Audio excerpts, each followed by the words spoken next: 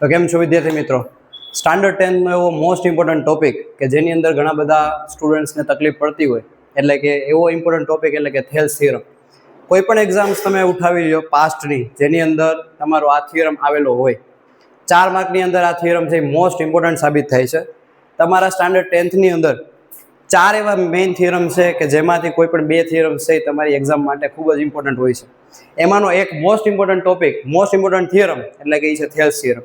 હવે થેલ્સ થિયરમને બીજા આપણે જો નામે બતાવીએ તો બીજું એનું નામ ક્યારેક આપણને પણ પૂછે છે બીપીટી થિયરમ. બીપીટી થિયરમ એટલે એને કહેવામાં આવે basic proportionality theorem. Basic proportionality theorem. ક્યારેક આપણને એક્ઝામની અંદર બીપીટી પૂછાઈ જાય કે ભાઈ એક્સપ્લેન ધ બીપીટી થિયરમ, ક્યારેક આપણને એવું પૂછાઈ જાય કે એક્સપ્લેન થેલ્સ થિયરમ, અને ક્યારેક આખું સ્ટેટમેન્ટ આપી દીધેલું હોય. સ્ટેટમેન્ટ શું આપણને કહે છે? If a line is drawn parallel to one side of a triangle, if a line is drawn parallel to one side of a triangle, suppose let's say this is a triangle. Now let's give the name. Suppose this is A point, this is B point, and this is C point. Now one side of a triangle, let's say that one side I am taking as BC. આ BC ની સાપેક્ષે હું એક છે ને parallel line બનાવું છું. Suppose આ પેરેલલ લાઈન છે ને, આ પેરેલલ લાઈન આપણે કહી દઈએ છીએ D અને E. તો of a triangle intersecting the other two sides, આ બીજી બે સાઈડ એટલે કે AB અને AC ને ઇન્ટરસેક્ટ કરે છે D પોઈન્ટ અને E પોઈન્ટ પાસે. It divides the other two side proportionality, એટલે કે બંને સાઈડને છે ઇક્વલી પ્રોપોઝનાલિટીમાં શું કરે છે? ડિવાઈડ કરે છે. આનો મતલબ શું થઈ ગયો? એનો મતલબ એવો થઈ ગયો કે મારે જે પ્રૂફ કરવાનું છે, ટુ પ્રૂવ, આ પ્રૂવ કરવાનું છે એ છે મારે AD upon DB is equals to AE upon EC. આ જે છે મારે પ્રૂફ કરવાનું છે. આ શું કરવાનું છે? મારે પ્રૂફ કરવાનું છે. પહેલા તો આપણે સ્ટેટમેન્ટ સમજાવવું જોઈએ કે સ્ટેટમેન્ટમાં કેવા શું મળે કે ભાઈ if a line is drawn parallel to one side of a triangle, એટલે કે કોઈ પણ એક સાઈડની સાપેક્ષે જ્યારે આપણે કોઈ લાઇન પેરેલલ ડ્રો કરીએ છીએ ત્યારે શું થાય છે? તો કે બાકીની બે સાઈડને ક્યાંક ઇન્ટરસેક્ટ કરે છે. સપોઝ D પોઈન્ટ અને E પોઈન્ટ એ પાસે ઇન્ટરસેક્ટ કર્યું. જેવું ઇન્ટરસેક્ટ કરે છે એટલે કે બે સાઈડને શું કરે છે? ઇક્વલી રેશિયોમાં ડિવાઈડ કરી દે છે. આ એનું સ્ટેટમેન્ટ છે. હવે આપણે શું કરવાનું છે? તો કે અમારે પ્રૂફ કરવાનું છે. તો આના માટે થઈને આપણે પ્રૂફ છે એ ભાઈ મોસ્ટ ઇમ્પોર્ટન્ટ છે. જોઈએ આપણે કઈ રીતના પ્રૂફ કરશું. એના માટે થઈને પહેલા છે ને મારે કન્સ્ટ્રક્શન કરવું પડશે. આની અંદર કન્સ્ટ્રક્શન વગર આપણે કરી શકશું નહીં. ચાલો તો એક ટ્રાયેંગલ આપણે લઈ લઈએ. ચલો ભાઈ, this one is the triangle. નામ આપી દઈએ આપણે ટ્રાયેંગલ ABC. એક પેરેલલ લાઈન ડ્રો કરી નાખીએ આપણે. પેરેલલ લાઈન છે D અને E. હવે છે ને આપણે ગિવન પ્રૂફ શું કરવાનું છે? Two prove AD upon DB is equals to થશે AE upon EC. This is what I want to prove. હવે આની પહેલા મારે શું કરવાનું છે? તો કે મારે કન્સ્ટ્રક્શન કરવું પડશે. કન્સ્ટ્રક્શનની અંદર હું શું કરું છું જોજો, ધ્યાનથી સમજો. કન્સ્ટ્રક્શનની અંદર હું છે ને કંઈક અહીંયા પરપેન્ડિક્યુલર બનાવું છું. સપોઝ આને નામ આપી દઈએ છીએ આપણે N, અને આવી રીતના એક પરપેન્ડિક્યુલર બનાવું છું. સપોઝ આને નામ આપી દઉં છું M. તો કન્સ્ટ્રક્શનની અંદર મેં શું કર્યું? તો કે EM બનાવ્યું કે જે પરપેન્ડિક્યુલર છે મારા AD ને. સેમ એવી રીતના મેં એક કામ કર્યું કે DN બનાવ્યું કે જે મારા પરપેન્ડિક્યુલર થશે AE ને. આટલું આપણે કર્યું, પરપેન્ડિક્યુલર બનાવ્યું.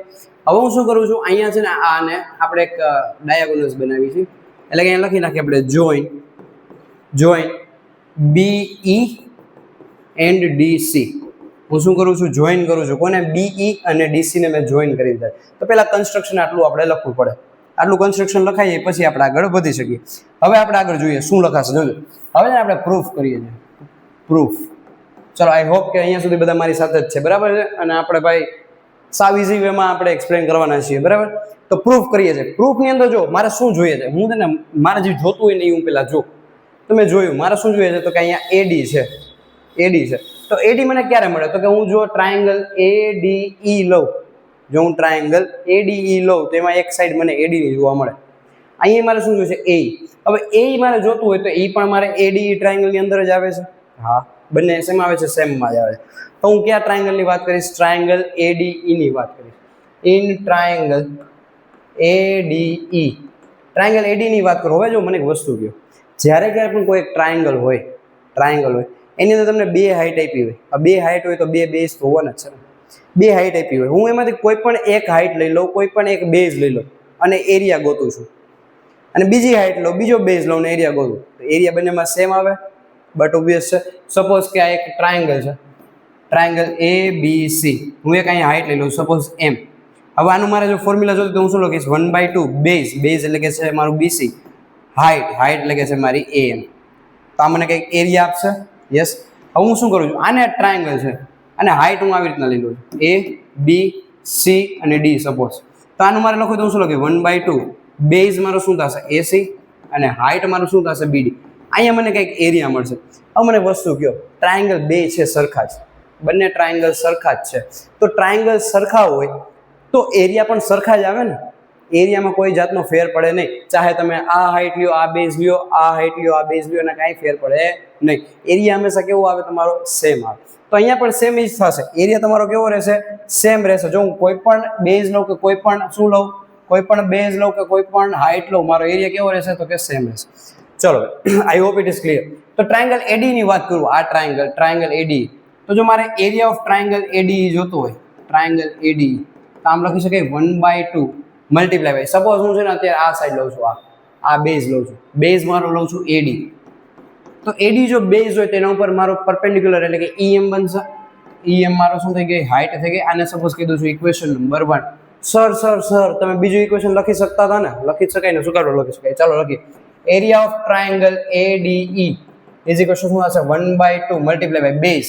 હવે હું આ બેઝ લઉં, બેઝ એટલે મારો થશે A અને એના ઉપરની હાઈટ એટલે કે છે મારી DN. આને કીધું છું ઇક્વેશન નંબર 2. ચાલો, તો મને મારી પાસે બે ઇક્વેશન આવી ગયા છે, ઇક્વેશન નંબર 1 અને 2. હવે છે ને મેં જોયું કે મારે ડિનોમિનેટરમાં શું જોઈએ છે, તો કે DB. તો DB જોતું હોય એનો મતલબ એમ કે એવો ટ્રાયંગલ ઉપાડો કે જેની અંદર એક સાઈડ તમારી શું આવતી હોય, DB આવતી હોય. તો હું ટ્રાયંગલ છે ને આવડો ઉપાડું છું, ટ્રાયંગલ DBE. હવે ટ્રાયંગલ DBE લેતા પહેલા હું છે ને એક વસ્તુ કહેવા માંગીશ કે સપોઝ તમારી પાસે છે ને એક સ્કેલિન ટ્રાયંગલ છે. શું છે, scalene triangle. Suppose A, B અને C સ્કેલિન ટ્રાયંગલ. હવે જો સ્કેલિન ટ્રાયંગલની જો હું હાઈટ બનાવું ને, તો એ હંમેશા મને ક્યાં મળશે, તો કે બહારની બાજુ મળશે, આવી રીતના. સપોઝ M પોઈન્ટ, તો મને ક્યાં મળશે, બહારની બાજુ મારી હાઈટ મળી. સ્કેલિન ટ્રાયંગલમાં હાઈટ ક્યાં મળે છે, ચાન્સીસ છે કે બહારની બાજુ મળે. જો મારે આનો એરિયા જોતો હોય તો આનો એરિયા શું થશે, 1/2 બેઝ. બેઝ તો મારો જે ટ્રાયંગલનો તો એ જ બેઝ રહેશે, એમાં તો કોઈ પણ જાતનો કંઈ ચેન્જીસ આવશે નહીં. એટલે કે બેઝ મારો શું રહેશે, BC. પણ હાઈટ જે છે, હાઈટ મારી શું થશે, AM થશે. આ શેની વાત છે, સ્કેલિન ટ્રાયંગલ, કે જે આપણે લોઅર ગ્રેડની અંદર ભણીને આવેલા છીએ અને એ જ કોન્સેપ્ટ આપણે અત્યારે અહીંયા શું કરીએ છીએ, ઇમ્પ્લિમેન્ટ કરીએ છીએ. ચાલો, ડન છે. તો અહીંયા પણ હું જોઉં ને આ ટ્રાયંગલની અંદર, જો હું આ ટ્રાયંગલની અંદર જોઉં તો આ એક જાતનો મારો સ્કેલિન ટ્રાયંગલ જ છે કે નહીં, જોવો જોઈએ. આ એક સ્કેલિન ટ્રાયંગલ જ છે, અને સ્કેલિન ટ્રાયંગલ છે તો એની હાઈટ પણ મને જોવો જોઈએ, ક્યાંક બહારની બાજુ ક્યાંક મળે છે, જોવો જોઈએ. આ એની હાઈટ થશે કે નહીં, જોવો જોઈએ. આ સ્કેલિન ટ્રાયંગલની હાઈટ, આઈનો બેઝ અને આઈની શું થશે, હાઈટ થશે. તો જો મારે આનો એરિયા જોતો હોય તો એરિયા માટે હું શું લખીશ, એરિયા માટે થઈને હું શું લખીશ, તો આપણે લખીએ ઇન ટ્રાયંગલ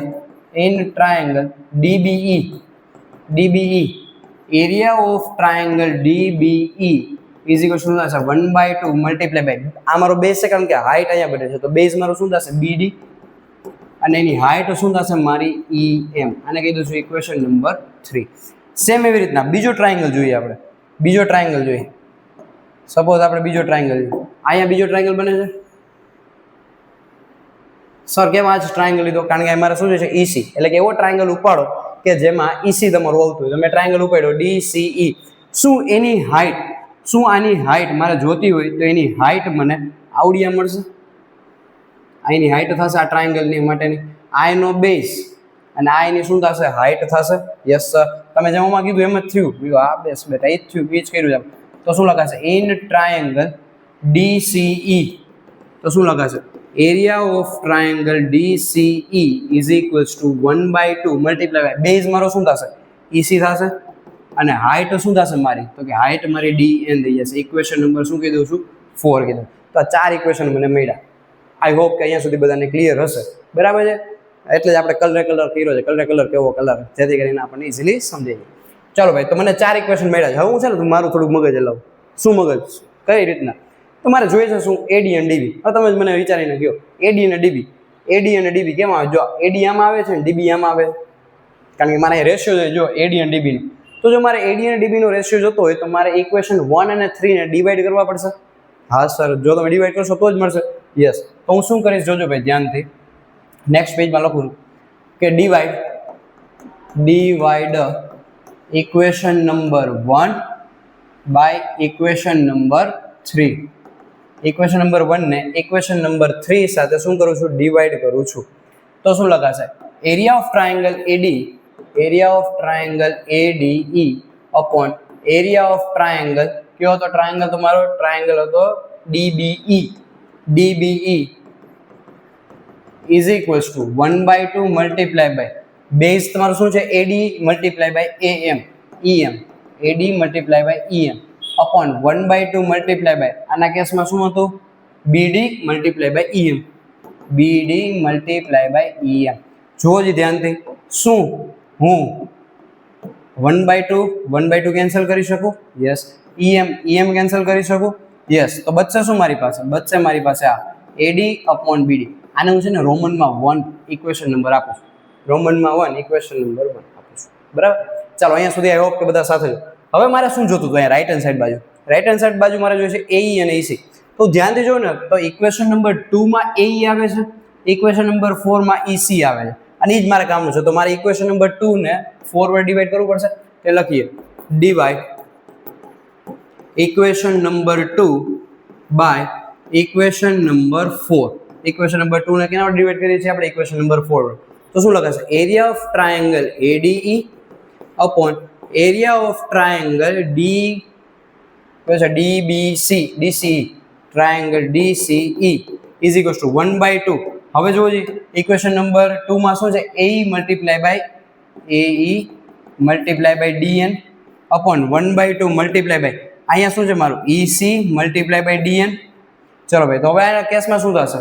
એ છે ને 1/2 DN EC multiply by D. ચલો ભાઈ, તો શું થશે? 1/2 કેન્સલ, DN કેન્સલ. તો મારી પાસે શું મળ્યું? તો મને મળ્યું સર AE અપોન EC. આને કહી દઉં છું ઇક્વેશન નંબર 2. મારી પાસે બે ઇક્વેશન આવી ગયા. જોજે, રોમનમાં 1 રોમનમાં 2. જે મારે જોતું હતું, અહીંયા મારે જે જોતું હતું એ મને મળી ગયું. અહીંયા જે મને જોતું. હવે તકલીફ ક્યાં પડે છે? તકલીફ પડે છે અહીંયા. ગમે એમ કરીને મારે પ્રૂફ કરવાનું છે કે આ બંને કેવા છે? ઇક્વલ છે. હવે જે ધ્યાનથી સમજવું, આ છે ને ઘણા બધાને ખ્યાલ નથી હોતો અને આની અંદર જ મિસ્ટેક કરીને આવતા હોય. ધ્યાનથી સમજો શું છે. હું છે ને જ્યારે ફિગર જોઉં ને, મને પહેલાં જ ખબર છે. શું ખબર છે? કે આ જે DE લાઈન છે અને BC લાઈન છે ને એ પેરેલલ છે. આ DC લાઈન અને આ BC ની લાઈન કેવી છે? એકબીજાને પેરેલલ છે. હવે છે ને ધ્યાનથી જોઈએ આપણે.